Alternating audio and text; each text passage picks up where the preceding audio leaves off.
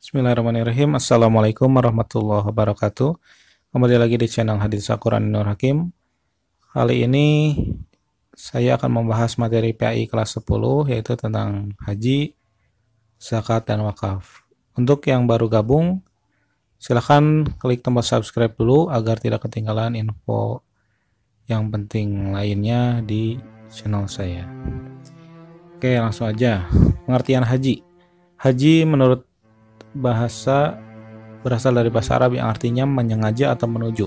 Maksudnya adalah sengaja mengunjungi Baitullah Ka'bah di Makkah untuk melakukan ibadah kepada Allah Subhanahu wa taala pada waktu tertentu dan dengan cara tertentu secara tertib.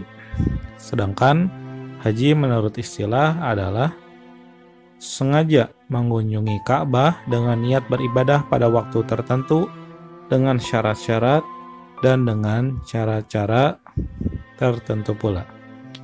Jadi banyak umat Islam yang bercita-cita beribadah haji. Semoga kita semua bisa ya, amin ya rabbal alamin.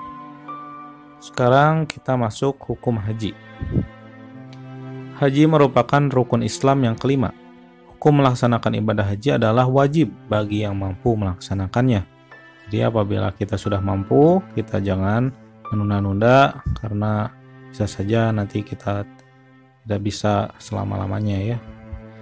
Syarat haji ialah perbuatan-perbuatan yang harus dipenuhi sebelum ibadah haji dilaksanakan. Apabila syarat-syaratnya tidak terpenuhi, gugurlah kewajiban haji seseorang. Syarat wajib haji adalah sebagai berikut.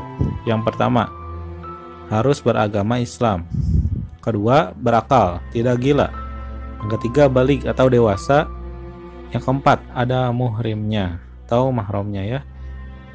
Yang kelima, mampu dalam segala hal, misalnya dalam hal biaya, kesehatan, keamanan, dan nafkah bagi keluarga yang ditinggalkan. Sedangkan syarat sah haji adalah sebagai berikut. Yang pertama, agamanya Islam. Dua, balik atau dewasa. Tiga, berakal. Dan yang terakhir, merdeka ya. Kalau zaman dulu ada hamba sahaya. Nah itu syarat sah haji itu harus orang yang merdeka. Adapun rukun haji adalah perbuatan-perbuatan yang harus dilaksanakan apabila tidak, hajinya tidak sah. Nah, apa saja rukun haji? Yang pertama ada ihram.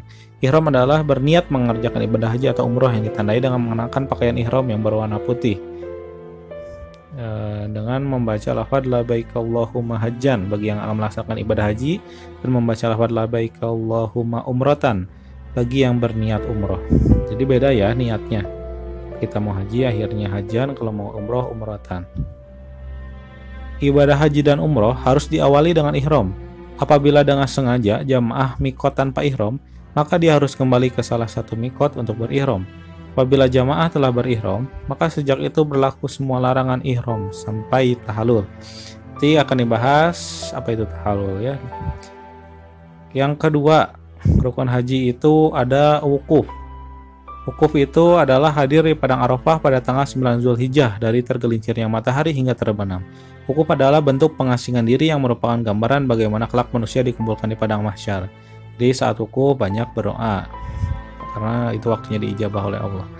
Wukuf yang dicontohkan Rasulullah SAW diawali dengan sholat berjamaah zuhur dan asar dengan jamaah takdim qashar. Setelah itu dilanjutkan dengan khutbah guna memberikan bimbingan wukuf, seruan-seruan ibadah, dan memanjatkan doa kepada Allah Subhanahu wa taala. Sekarang kita membahas pelaksanaannya. Pelaksanaan wukuf di Arafah hanya terjadi sekali dalam setahun, yaitu setelah matahari tergelincir melewati pukul 12 siang pada tanggal 9 Zulhijjah. Bila pada waktu tersebut jamaah tidak wukuf, maka hajinya tidak sah ya. Sekarang ketiga rukun haji itu adalah tawaf. Tawaf adalah berputar mengelilingi Ka'bah dan dilakukan secara berlawanan dengan arah jarum jam dengan posisi Ka'bah di sebelah kiri badan. Tawaf dimulai dari Hajar Aswad dan diakhiri di Hajar Aswad pula. Dilakukan sebanyak 7 kali putaran. Jadi posisi Ka'bahnya ada di kiri dan dilakukan sebanyak 7 kali putaran. Jadi ini juga masuk rukun haji. Para ulama sepakat bahwa tawaf ada 3 macam. Yang pertama ada tawaf kudum. yaitu tawaf yang dilakukan ketika jamaah haji baru tiba di Mekah. Yang kedua ada tawaf ifadah, yaitu tawaf yang dilakukan pada hari kurban setelah melontar jumroh.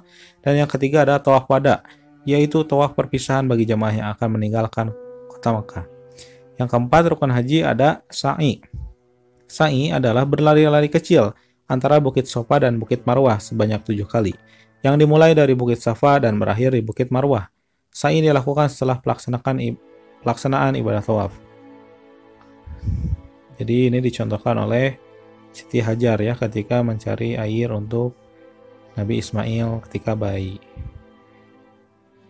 Lalu sa'i dilakukan sebanyak 7 kali putaran, berawal di Bukit Sofa dan berakhir di Bukit Marwah. Yang kedua dilakukan setelah tawaf ifadah atau setelah tawaf kudum.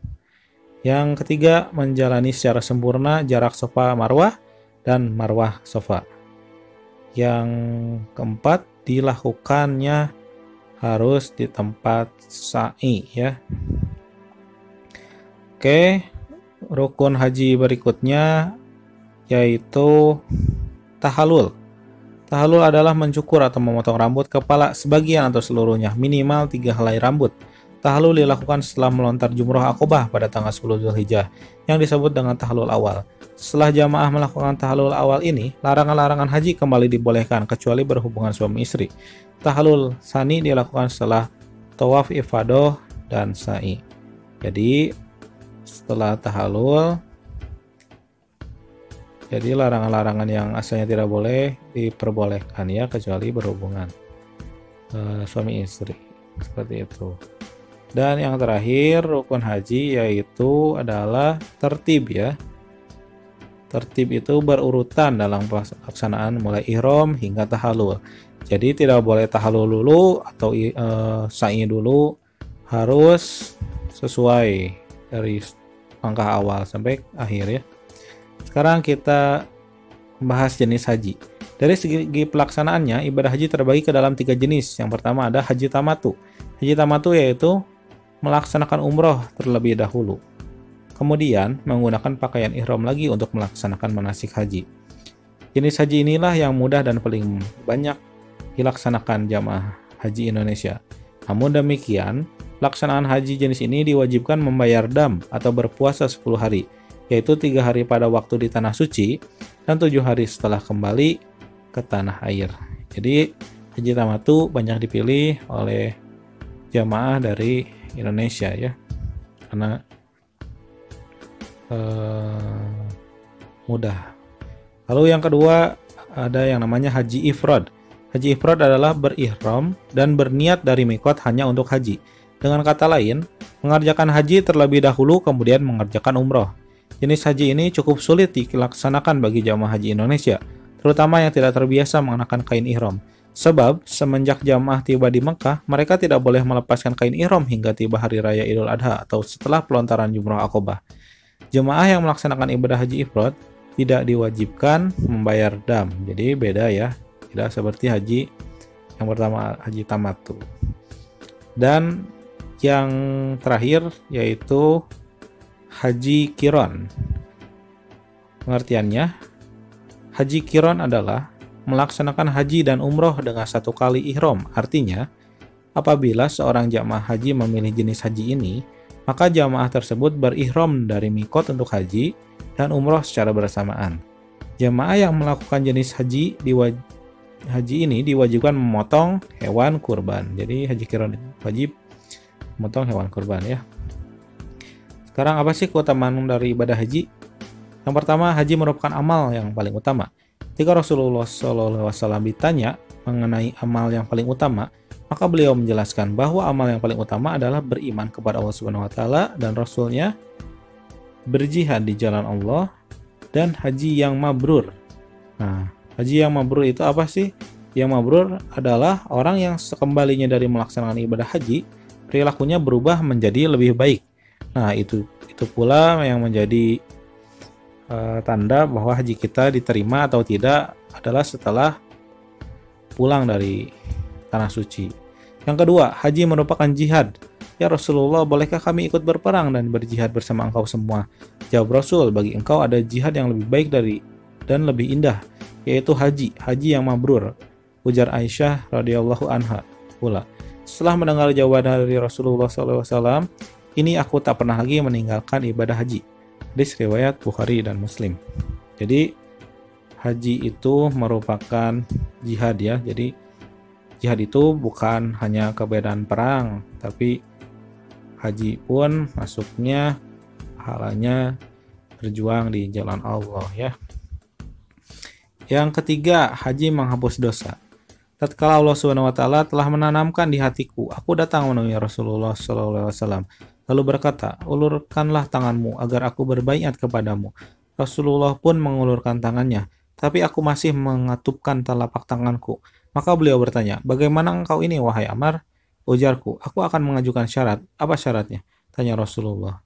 Yaitu agar aku diampuni, ujarku. Maka beliau bersabda, tidaklah engkau tahu bahwa Islam itu menghapuskan keadaan sebelumnya, begitu juga hijrah menghapuskan apa yang sebelumnya, juga haji menghapuskan apa yang sebelumnya.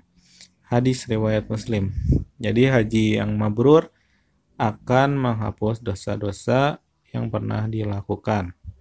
Maka dari itu, apabila ada salah seorang di antara kita yang pulang dari tanah suci, itu perbuatannya harus lebih baik dari sebelum ke tanah suci. Lalu berikutnya, pahala ibadah haji adalah surga. Umroh kepada umroh menghapuskan dosa yang terdapat di antara keduanya. Sedang haji yang mabrur tidak ada ganjarannya selain surga. Hadis riwayat Bukhari. Jadi pahalanya menurut hadis riwayat Bukhari dan Muslim adalah surga.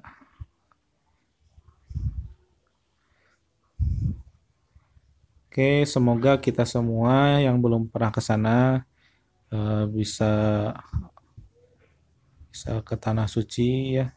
Amin ya rabbal alamin. Terima kasih sudah menonton bagian 1 tentang haji. Wassalamualaikum warahmatullahi wabarakatuh.